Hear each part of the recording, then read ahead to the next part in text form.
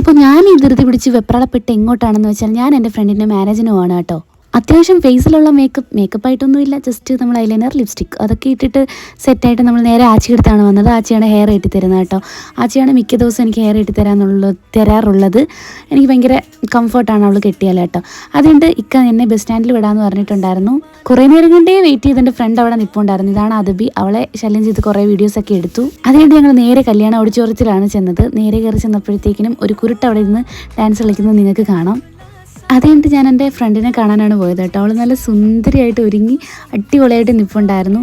മാഷാ അല്ലാ. അത് കഴിഞ്ഞിട്ട് ഞങ്ങൾ നേരെ ഫുഡ് അടിക്കാനാണ് പോയത്. ഫുഡ് ബുക്കെമ്പിക്കിലേ ഈ കല്യാണ ചോറെന്ന് പറഞ്ഞാൽ ഭയങ്കര ഒരു വികാരമാണ് കേട്ടോ. കല്യാണ ചോറ് കഴിച്ചു കഴിഞ്ഞിട്ട് പിന്നെ ഒരു ഉറക്കവും നിർബന്ധമാണ്. അങ്ങനെ ചോറൊക്കെ ഉണ്ട് കഴിഞ്ഞിട്ട് നേരെ നമ്മൾ കെട്ട് കാണാനാണ് പോയത്. കാണുമ്പോൾ തന്നെ നല്ല സന്തോഷമുണ്ട് കേട്ടോ. അവൾ ഒരുപാട് ആഗ്രഹിച്ച ഒരു മൊമെൻ്റാണിത്. അങ്ങനെ അതൊക്കെ കഴിഞ്ഞ് ഞങ്ങൾ നേരെ വീട്ടിൽ പോയി. ഇക്ക വിളിക്കാൻ